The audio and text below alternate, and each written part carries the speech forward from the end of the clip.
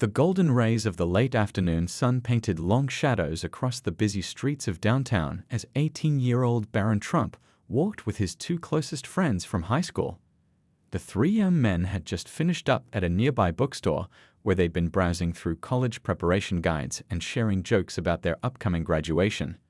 It was one of those perfect spring Sundays when the weather couldn't make up its mind, warm enough for short sleeves, but with a cool breeze that made you glad you brought a light jacket. The downtown bistro stood on the corner of Pine and 4th Street, its red brick exterior and large windows giving it that classic American charm that made it a favorite among locals. The restaurant had been there for over 30 years, serving everything from gourmet burgers to handcrafted pasta dishes. The smell of fresh-baked bread and grilled vegetables wafted through the air every time someone opened the heavy wooden door. Barron adjusted his red MAGA hat, a gift from his father that he wore not just as a political statement, but as a connection to his family's legacy. He'd grown used to the mixed reactions it sometimes got, but he never let it bother him much. His friends, Mike and Tom, had known him long enough to understand that there was more to him than just his last name or his choice of headwear. As they pushed open the restaurant door, the warm aroma of garlic and herbs enveloped them. The place was busy but not packed, the sweet spot between the lunch rush and dinner service. Couples sat in cozy booths along the walls, families gathered around larger tables in the center, and a few solo diners enjoyed their meals at the counter. The exposed brick walls were decorated with vintage photographs of the city, and soft jazz played through hidden speakers, creating that perfect restaurant ambience. At first, everything seemed normal. A friendly hostess with a warm smile led them to a corner booth, handed them menus bound in worn leather, and promised their server would be right with them. The boys started chatting about their plans for the summer, with Barron sharing stories about his experiences at different restaurants around the country. But then the atmosphere began to shift, like clouds rolling in before a storm. It started with whispers, the kind that try to be subtle but end up being more noticeable than regular conversation. Heads turned, phones came out, and that familiar ripple of recognition spread through the restaurant. Some diners nudged their companions, while others tried very hard to look like they weren't looking. The manager, David Chen, noticed the change too. From his position near the kitchen, he could see the subtle transformation of his usually peaceful restaurant. He'd been in the business for 15 years, working his way up from dishwasher to owner, and he prided himself on creating a welcoming space for everyone. But today, he could feel the tension building, thick as the steam from the kitchen's soup pots. Several customers had already caught his eye, their expressions ranging from concerned to annoyed. One older couple waved him over, speaking in hushed but urgent tones about political statements and peaceful dining. A younger group in the opposite corner seemed excited, taking not-so-discreet photos with their phones. As David watched the situation unfold, he could see his dream of running a drama-free establishment starting to wobble like a tower of precariously stacked plates. He straightened his navy blue tie, took a deep breath, and started making his way toward Barron's table. His steps were measured, his mind racing through different approaches to handle this delicate situation. Mike and Tom noticed the change in the atmosphere first, exchanging glances as they picked up on the shifting mood of the room. Barron remained engaged in studying the menu, pointing out dishes that caught his interest, seemingly unaware of the growing attention. The sunlight streaming through the large windows caught the golden embroidery of his hat, making it impossible to miss.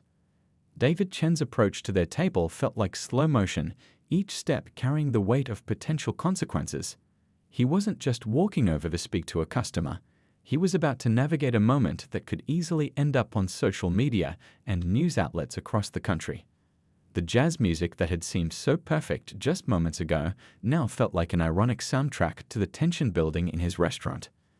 Barron finally looked up from his menu, his expression open and friendly, completely unaware that he was about to become part of a story that would surprise everyone involved. The next few moments would test both his character and the manager's wisdom in ways neither of them expected. David Chen had handled all sorts of situations in his 15 years of restaurant management, everything from kitchen fires to celebrity visits, but this moment felt different. As he approached Barron's table, he could feel dozens of eyes following his every move. The weight of those stares made his usual confident stride feel more like a careful tightrope walk. The first thing that struck him was how young Barron looked in person. Despite being over 6 feet tall, there was still something distinctly teenage about him. The way he slouched slightly in his seat, the occasional nervous adjustment of his hat, the half-smile that seemed caught between confidence and uncertainty. His friends sat on either side of him, their body language already defensive, as if preparing for what they probably thought was coming. "Good afternoon, gentlemen," David began, his voice steady but gentle. He'd learned long ago that tone could make or break any difficult conversation. "I hope you're enjoying your visit to Downtown Bistro so far." He noticed how Barron's friends tensed up, but Barron himself maintained eye contact, his expression curious rather than confrontational. The murmurs around them grew louder. A couple at the next table wasn't even trying to hide their interest anymore, their phones held up like shields between them and the unfolding scene. The lunch rush might have been over, but the restaurant still held about 20 customers, and every single one of them seemed to be holding their breath. "Actually, we haven't ordered yet," Barron replied, his voice carrying that same mix of politeness and caution that David recognized from his own teenage years. "Is everything okay?" David shifted his weight from one foot to the other, certainly very aware of how this moment could play out in 1,000 different ways. The metallic clinking of utensils against plates and the soft jazz music felt oddly loud in the tension-filled space between his words. "I need to address something a bit delicate," David continued, pulling up a chair from a nearby empty table. This wasn't a conversation he wanted to have while towering over them. "Several customers have expressed concern about your hat." He gestured vaguely toward the red MAGA cap that had become the epicenter of this situation. One of Barron's friends, the shorter one with glasses that kept sliding down his nose, let out a frustrated sigh. "Here we go again," he muttered, but Barron raised his hand slightly, a subtle gesture that immediately quieted his friend. The restaurant's usual buzz had dropped to a whisper. Even the kitchen staff had slowed their pace, the usual clattering of pots and pans muted, as if the building itself was listening. Through the large windows, the late afternoon sun cast long shadows across their table, making the moment feel almost staged. Some people feel that political statements, regardless of which side they represent, might affect their dining experience, David explained, trying to maintain that delicate balance between authority and understanding. He watched as various emotions flickered across Barron's face: surprise, disappointment, and something else that looked almost like resignation. A middle-aged woman at a nearby table cleared her throat loudly, clearly trying to show her support for the manager's intervention. From another corner came a different voice, barely audible but clearly disapproving of the whole situation. The restaurant had become a theater, and everyone was both actor and audience. "I understand," Barron said finally, his voice carrying a maturity that surprised David. "But before we make any decisions, could we maybe talk about this privately?" He glanced around at the not-so-subtle observers, then back at the manager. "I think there might be a better way to handle this." David felt something shift in the atmosphere. He'd expected argument, defensiveness, maybe even anger, the usual reactions he got when dealing with customer conflicts. Instead, here was this teenager, surrounded by prying eyes and phone cameras, asking for a reasonable conversation. The kitchen door swung open, letting out a burst of warm air carrying the scent of searing steaks and garlic. A server hurried past with a tray full of drinks, the glasses clinking softly like wind chimes. Time seemed to slow down as David considered his options. His restaurant's reputation, his principles about maintaining a peaceful dining environment, and his instinct about this young man's sincerity all wrestled in his mind. "Of course," David found himself saying, standing up from his borrowed chair. "We can use my office." He gestured toward a door near the back of the restaurant, partially hidden behind a decorative screen covered in vintage black and white photographs. As Barron stood to follow him, his friend started to rise too, but he shook his head slightly.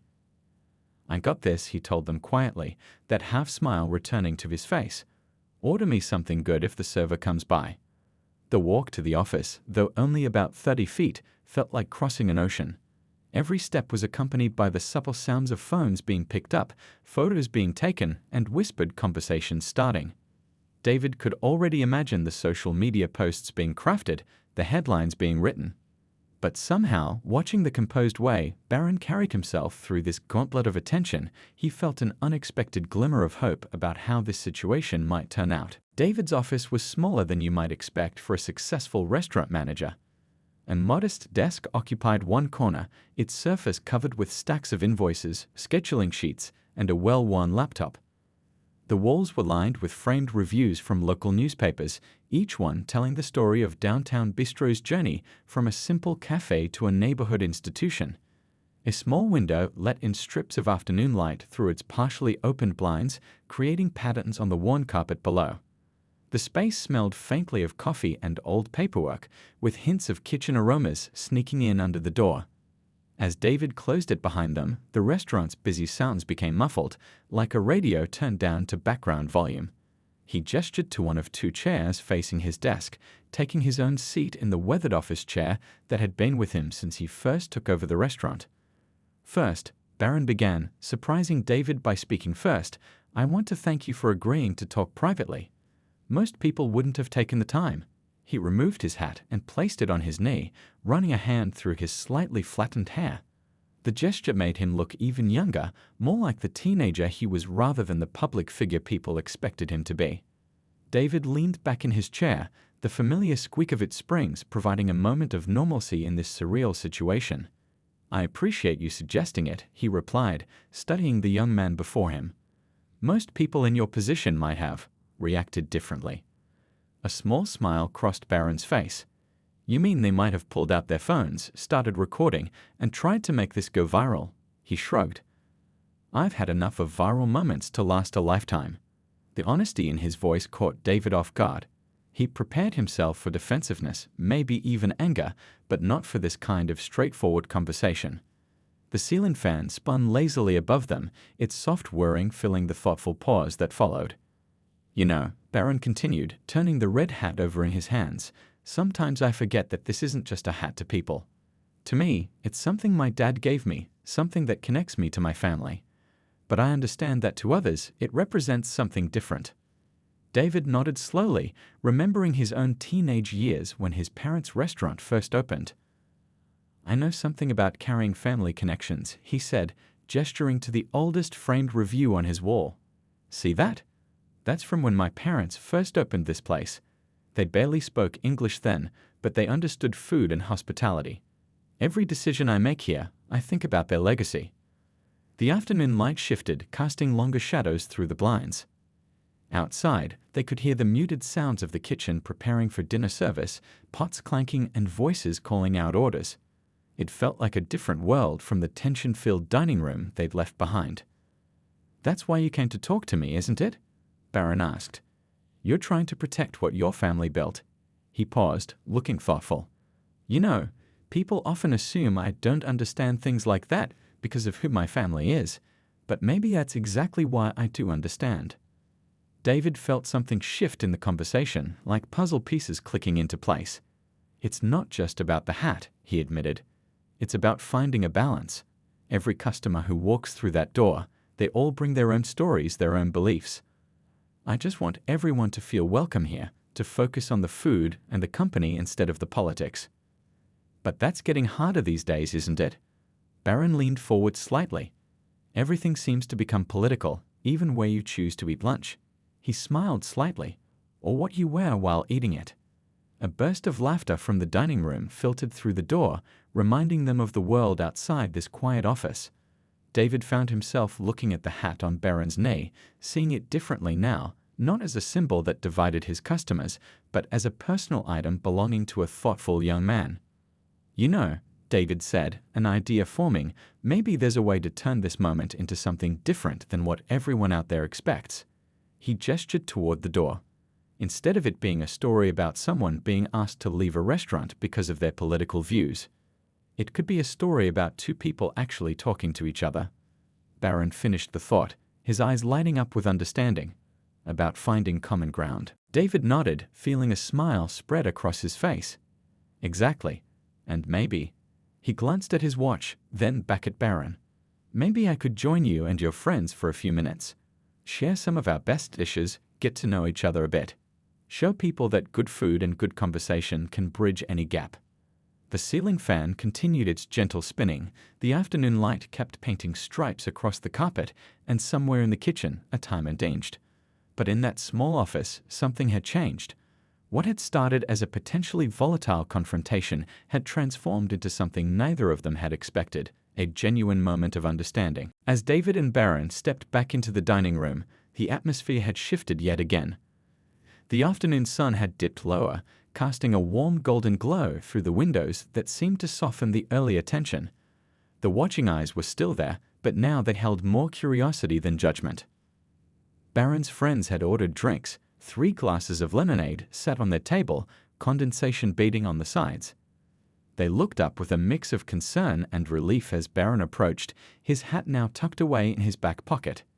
David followed close behind, carrying a large plate of the restaurant's famous appetizers that he'd quietly ordered from the kitchen during their talk. "I hope you guys don't mind if I join you for a few minutes," David said, setting down the plate. The aroma of freshly baked bread and herbs wafted up, making everyone's mouths water. "These are our house specialties, garlic knots made from my grandmother's recipe, prosciutto with tomatoes we get from the local farmer's market, and our special herb-crusted mozzarella sticks." The initial awkwardness melted away as quickly as the cheese in those mozzarella sticks. David pulled up a chair, and soon the conversation flowed as naturally as the lemonade. Barron's friends, who had been tense and defensive earlier, began to relax as David shared stories about the restaurant's history. "You see that brick wall over there?" David pointed to the far side of the dining room. "When my parents first bought this place, it was covered in old wallpaper. One day during renovation, my dad accidentally tore a piece off and discovered these beautiful original bricks underneath. He spent 3 weeks carefully removing all the wallpaper by hand, staying up late after closing every night." "That's kind of like my mom," Barron shared, surprising everyone with the personal connection. "She has an eye for bringing out the beauty in spaces too. I remember watching her spend hours working on different projects, always saying that details matter." He paused, taking a bite of a garlic knot. "These are amazing, by the way. Your grandmother really knew what she was doing." A gentle buzz of conversation filled the restaurant as other diners watched this unexpected scene unfold. Some had put their phones away, more interested now in the genuine interaction happening before them than in capturing a controversial moment. The smell of fresh-baked bread and simmering sauces wafted from the kitchen, reminding everyone that good food has a way of bringing people together. David found himself sharing more than he'd expected, stories about growing up in the restaurant business, about the challenges of taking over from his parents, about his dreams for the place's future. "You know, running a restaurant these days is about more than just serving food," he explained, gesturing around the room. "It's about creating a space where people can feel at home, even if just for an hour or two." Barron nodded thoughtfully, wiping some tomato sauce from his chin. "I get that. It's like what you said in your office about balance. Everyone brings their own story when they walk through that door." He glanced around at the other diners, some of whom quickly looked away, caught in their obvious eavesdropping. Must be tricky, trying to make sure all those different stories can coexist peacefully. One of Barron's friends, who had been quietly observing until now, spoke up. "You know what's funny? When we walked in, everyone probably thought they knew exactly how this was going to play out, including us." He gestured between their group and David. "But instead, we're sitting here having actual conversation over really good food." David finished, smiling.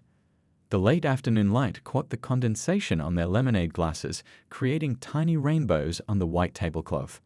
A server passed by, carrying plates of steaming pasta to another table.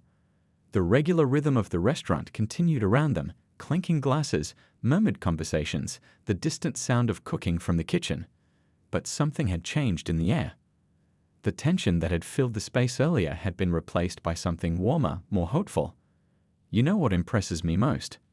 David said, picking up the last garlic knot. "Most people your age might have turned this into a social media moment, tried to gain something from it, but you chose to talk instead. That's rare these days." Barron shrugged, but his eyes showed he appreciated the comment. "Maybe that's part of the problem. Everyone's so quick to react, to post, to judge. Nobody takes the time to just talk anymore." He glanced at his hat, still in his back pocket. Sometimes the best thing you can do is just sit down and share a meal with someone. The sun had shifted again, its rays now striking the vintage photographs on the walls, illuminating faces from the restaurant's past, customers and staff who had their own stories, their own moments in this space. David looked at these young men sitting at his table, seeing them not as potential social media drama or political statements, but as people who had helped him learn something important about his own restaurant's mission. "Well," David said, standing up as he noticed the dinner crowd starting to arrive, "I should get back to work. But thank you, all of you, for reminding me why my parents started this place. It wasn't just about serving food. It was about serving people, all people." As he turned to leave, he paused, then added with a smile, "And please feel free to order dessert. The tiramisu today is exceptional, another family recipe." The warmth in his voice made it clear that this invitation was about more than just dessert. It was about belonging, about finding common ground in unexpected places, about choosing understanding over division. The evening was settling in, bringing with it the warm glow of the restaurant's vintage light fixtures and the growing bustle of the dinner crowd. Barron and his friends had moved on to their main courses, the early attention now just a memory replaced by the aroma of fresh-cooked meals and the gentle hum of pleasant conversation. The red hat that had caused such a stir earlier remained tucked away, but its absence had sparked something unexpected. Other diners, who had been so quick to judge earlier, were now stealing glances of a different kind, curious looks at the young men who had turned a potential confrontation into something more meaningful. An elderly couple at the next table, who had been among those initially uncomfortable with the hat, stopped by as they were leaving. The woman, her silver hair neatly styled and her eyes kind, paused beside their table. "I have to say," she began, her voice warm with sincerity, "I was wrong about you young people. What happened here today? Well, it gives me hope." Her husband nodded in agreement, his weathered face creasing into a smile. "We've been coming here for 15 years, he added, "and we've never seen anything quite like this. You boys showed real class." He patted Barron on the shoulder as they walked past, leaving behind a moment of connection that nobody had expected when the afternoon began. The news of what had happened spread through the restaurant like the scent of fresh-baked bread. Servers who had been tense earlier now stopped by with genuine smiles, sharing small talks about the menu and their favorite dishes. The kitchen staff, hearing about the positive turn of events, sent out a special appetizer, their new fusion dish that wasn't even on the menu yet. "You've got to try this," one of Barron's friends said, diving into the surprise dish. Who knew a potential disaster could turn into such an amazing dinner? They all laughed, the sound mixing naturally with the clinks of cutlery and the soft jazz playing overhead. A young couple sitting at the bar, who had been documenting the earlier drama on their phones, now approached with a different purpose. "We posted about what happened," the young woman said, showing them her phone screen. "But not what everyone expected. We shared how you guys turned this whole thing around. The comments are incredible." Barron glanced at the post. It wasn't about controversy or conflict, but about bridge building and understanding. The photos showed him and David sharing stories over appetizers, both of them genuinely engaged in conversation. The caption read, "Real leadership isn't about making noise. It's about listening and finding common ground. Witnessed something special at Downtown Bistro today." David, who had been watching from near the kitchen, felt a surge of pride. Not just in his restaurant or his decision to handle the situation differently, but in the way everyone involved had chosen to rise above expectations. He watched as the comments and shares on the post grew, each one spreading a message of hope rather than division. The dinner rush was in full swing now, with new customers flowing in. Some had already seen the social media posts and were asking to sit in the same booth where the scene had unfolded. The hostess was telling them with a smile that it had become the peace table, a joke that was already becoming part of the restaurant's legend. Near the dessert course, Barron pulled out his phone and showed his friends something that made them all grin.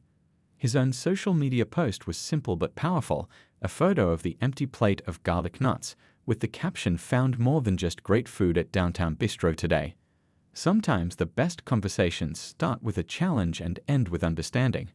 "Thanks for the lesson, Mr. Chen." The post was already gaining traction, but not in the way these things usually did. Instead of angry debates in the comments, people were sharing their own stories of unexpected connections and bridges built over shared meals. Someone had started a hashtag Dinner and Dialogue, and it was filling up with similar stories from around the country. As the evening grew later, the warm lights of the restaurant seemed to glow a little brighter.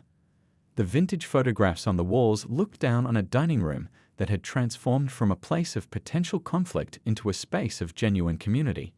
Even the jazz music seemed to play with more spirit, its rhythm matching the positive energy that now filled the air. A group of college students, inspired by what they'd witnessed, asked the manager if they could start a weekly dinner discussion group at the restaurant, a place where people with different views could come together over good food and open minds. David's eyes lit up at the suggestion, seeing his family's restaurant taking on an even more meaningful role in the community. When it was finally time to leave, Barron and his friends stood up full of good food and better conversation. The restaurant had given them more than just a meal. It had given them a story of hope, a lesson in understanding, and a reminder that sometimes the best solutions come from simply sitting down together and sharing a meal. By the next morning, something unexpected had started happening on social media. Instead of the usual angry headlines and divisive comments that everyone had come to expect, a different kind of story was spreading. The first signs appeared on local community pages, where people who had been at Downtown Bistro the previous day shared their first-hand accounts. "I watched something amazing happen yesterday," wrote one customer, attaching a photo of the restaurant's warm, inviting interior. What could have been another viral moment of conflict turned into a lesson about listening to each other. And the garlic knots were pretty amazing too. Dinner and Dialogue. The local morning news team caught wind of the story through these posts. They hadn't planned to cover a restaurant story that day. Their schedule was already full of the usual traffic updates and weather reports. But there was something about this particular tale that made them shuffle their lineup. The news van pulled up outside Downtown Bistro just as David was accepting the morning deliveries. Fresh vegetables were being unloaded from a local farm's truck, the morning sun glinting off the dew-covered lettuce leaves. David had already received dozens of messages from friends and family who had seen the social media posts, but he hadn't expected television cameras.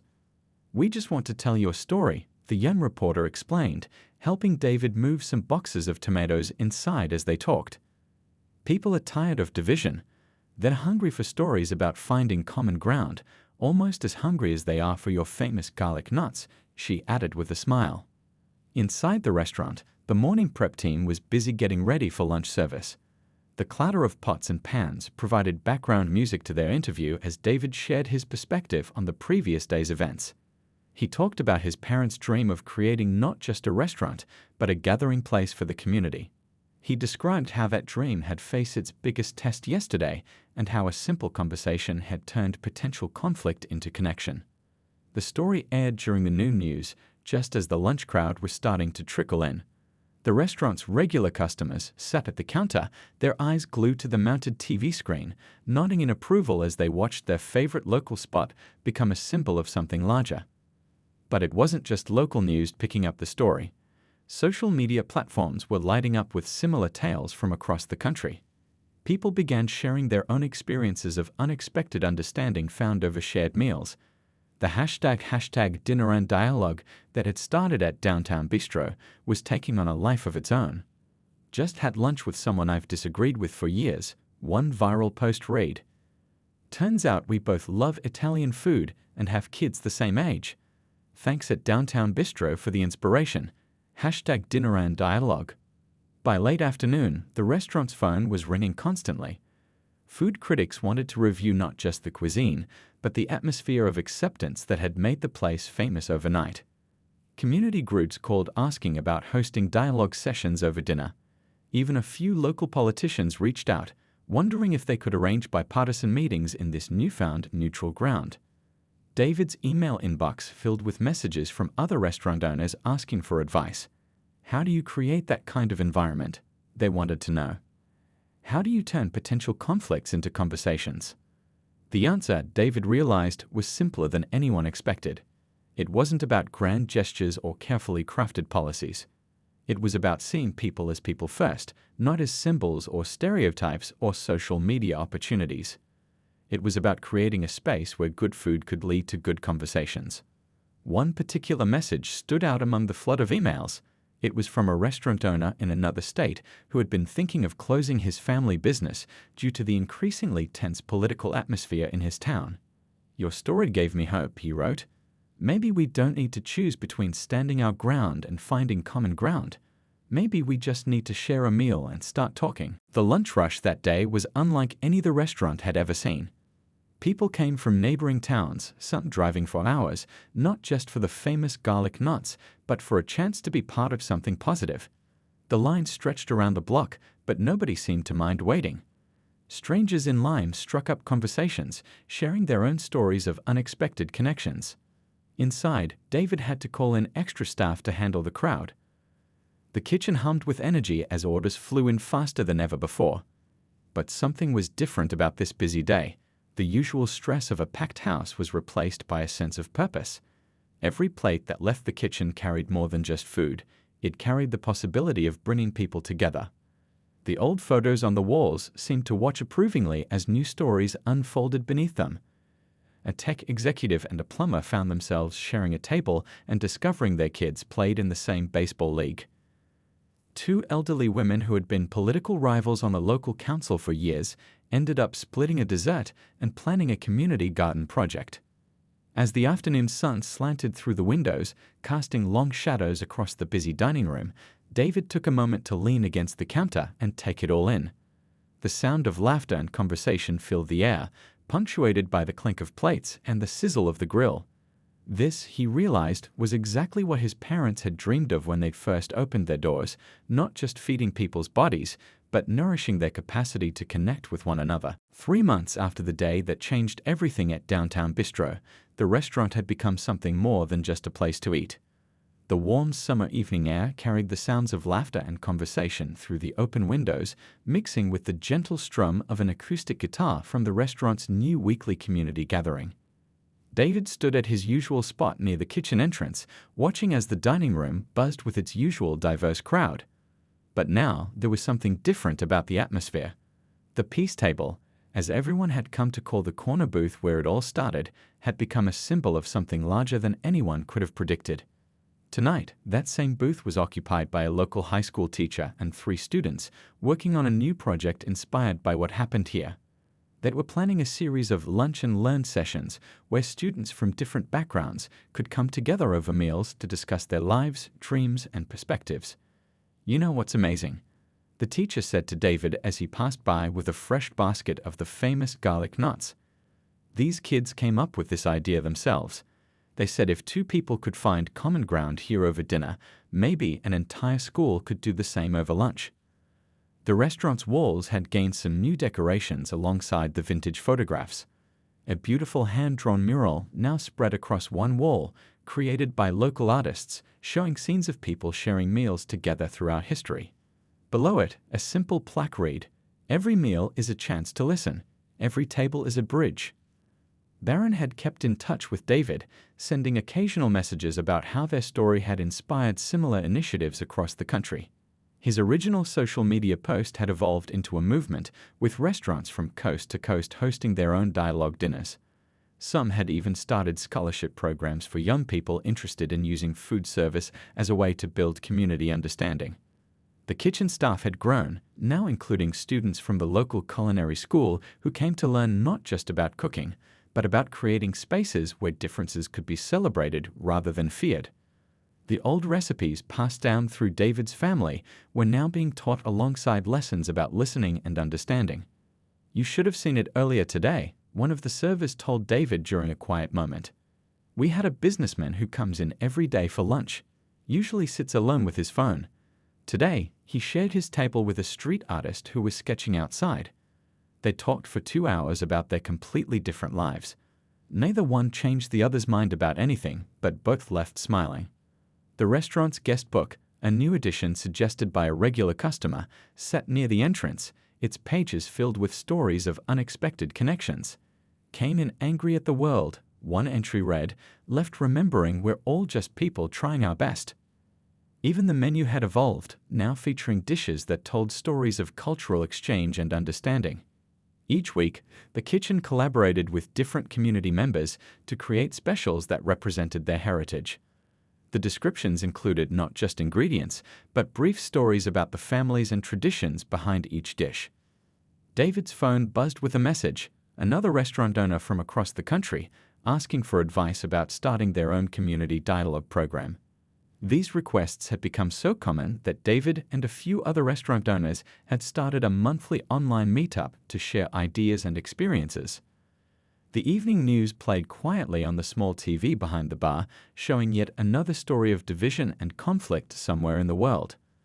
But here, in this warm space filled with the aroma of good food and the sound of genuine conversation, a different story was being written. An elderly man who had been coming to the restaurant for decades caught David's eye and waved him over. "You know," he said, his voice thick with emotion, "I've been eating here since your parents ran this place." They would be so proud of what it's become. Not just the food, though that's still incredible, but this feeling, this humanity. As the sun set outside, casting a golden glow through the windows, David watched a young couple walk in, looking nervous but determined. The host greeted them warmly, leading them to an open table.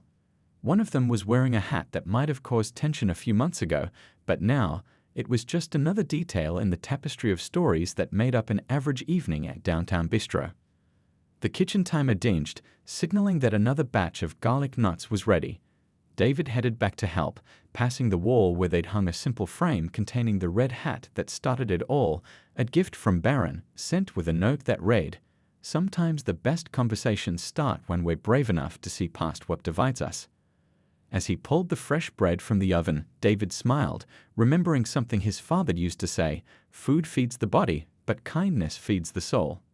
Downtown Bistro had become a place that did both, proving that sometimes the simplest things, a meal, a conversation, a moment of understanding, could create ripples that changed not just a restaurant, but an entire community.